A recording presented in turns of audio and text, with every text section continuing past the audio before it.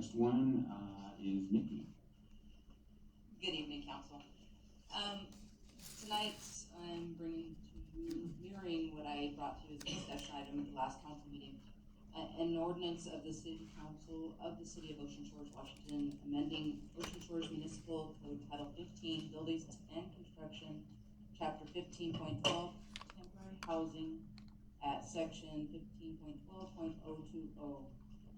Recreational vehicle use as temporary living quarters on an undeveloped lot.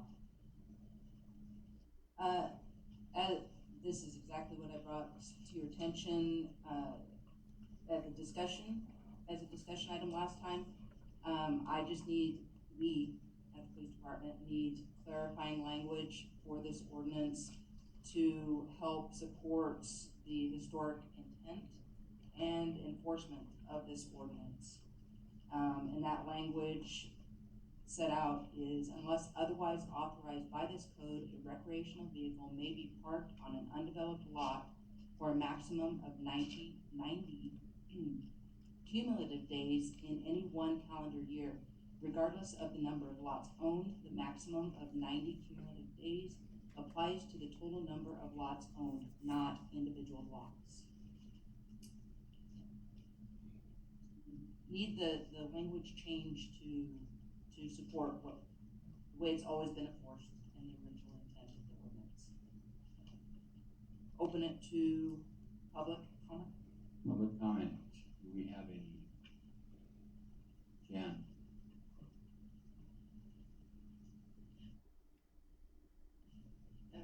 Jan Hyatt, I just like to test the mic out.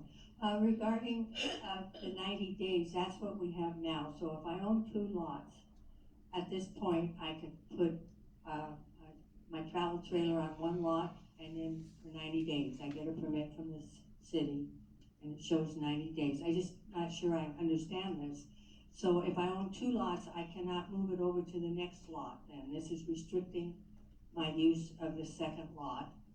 I understand. And I'm not, and when you say an undeveloped lot, we put in a sewer, we connected into the sewer and had power out there. So if I did that on an undeveloped lot, can I still stay 90 days, or will this restrict me to a 30-day period? I think, and if you do that, are you doing it immediately, or are you giving owners a 5-year, 6-year down the road before the change takes effect? Because many people, and I don't mind the travel trailers, the RVs next door, as long as the codes are enforced regarding vacant cars that don't work, garbage left out, and activities after 10 o'clock at night, or whatever applies to me as a homeowner also applies to them. And I think part of our problem has been the problem of code enforcement, especially late at night.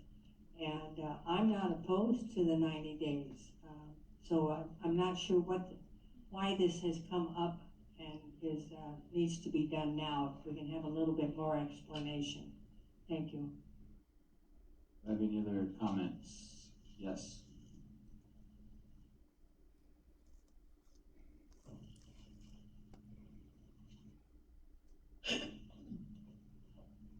Jane Shattuck. I appreciate the opportunity to address you today.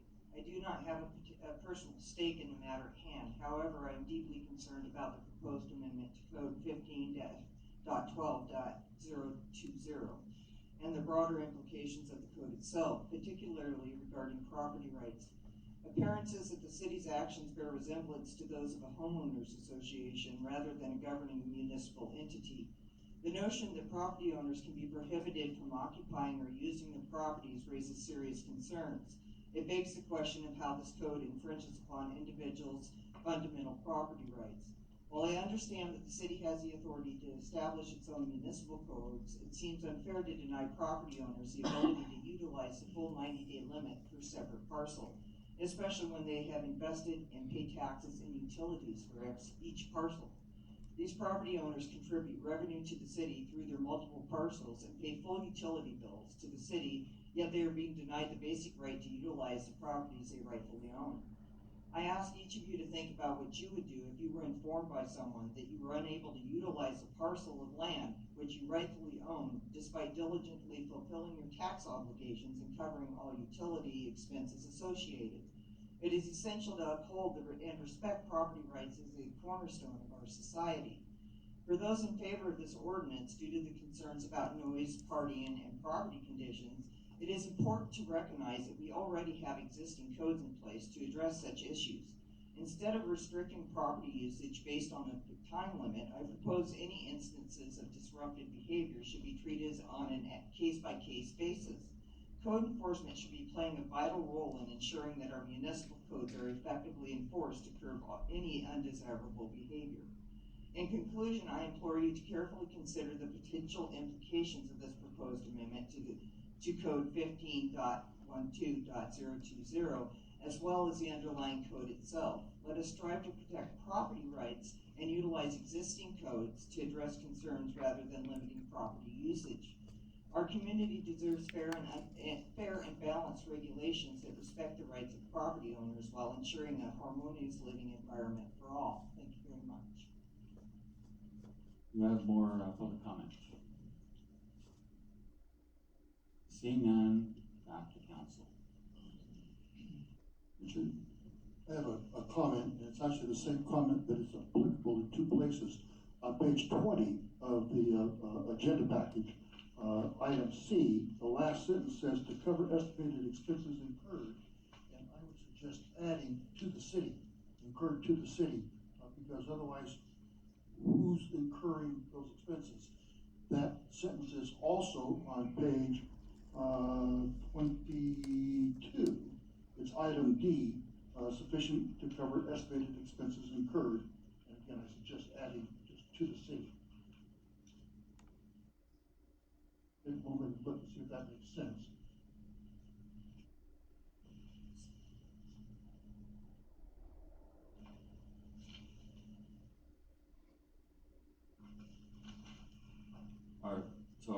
Are you looking to make a motion, or are you looking for just a correction? Or? Just a correction, and I'm very happy with this ordinance, but I think that correction makes it clear who's incurring the expense. All right, so we'll table that.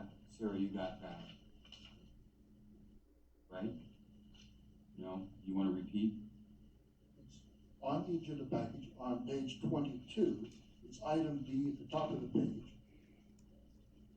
And it's item, on page 20, it's item C at about the middle of the page. And it's, so the last part of that sentence is just a simple correction. Does that make sense, sir? Okay, so we got that. So let's back to the discussion. What, Eric? I don't have a question. I just want to clarify that this isn't changing any ordinance or changing anything. This is what the city has been doing for the last 30 plus years. It's just clarifying the ordinance. It isn't changing anything at all.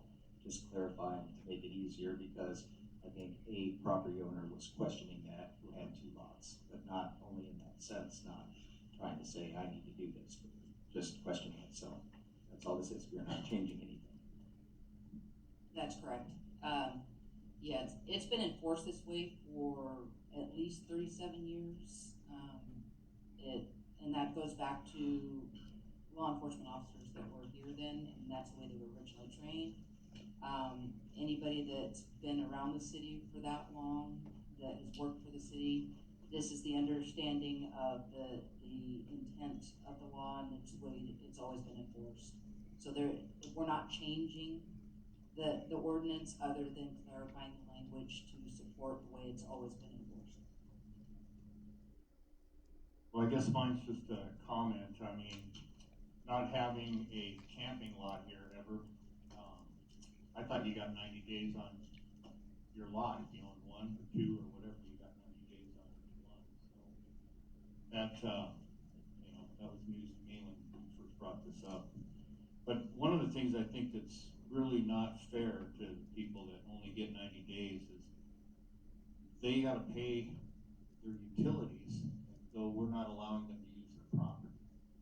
And I think, I'd like to see the council look at something where they can get something reduced, because it's not fair to pay your water and your sewer when you're not being able to be allowed to use your property. That's a concern to me. Frank, I appreciate what you're saying. That's a subject that has been discussed repeatedly over the 7 years I've been attending council meetings. And I also think that that's a discussion that's separate from this ordinance that is about whether or not we can use the camping lot or multiple camping lots for a total of 90 days. So I think those are two separate discussions in my mind. That's kind of what I said. Okay. Further discussion, council? Eric? I would like to make a motion to approve an ordinance of the City Council of the City of Ocean Shores, Washington, amending Ocean Shores Municipal Code Title 15, Buildings and Construction, Chapters 15.12, Temporary Housing, at Sections 15.12.020, Used as Living Quarters. Second. You have a motion second, further discussion? Catherine? I want to remind you all that this is a first reading, and I don't support going forward with this. We have some questions. We've had some citizens that have raised some questions. I think it's only fair to bring it back one more time. I agree with that. Any further discussion? Are we ready to vote? Okay, all in favor? Okay, roll call. Councilmember Noble? Yes. Councilmember Noble's a yes. Councilmember Sprague? No. Councilmember Sprague is a no. Councilmember Elduin? No. Councilmember Elduin's a no. Councilmember Klein? Yes. Councilmember Klein is a yes. Councilmember Scott? Yes. Councilmember Scott is a yes. Councilmember Wills? Yes. Councilmember Wills is a yes. Councilmember Hartman? Yes. Councilmember Hartman's a yes. That's 5 yeses and 2 nos. Okay, on to the next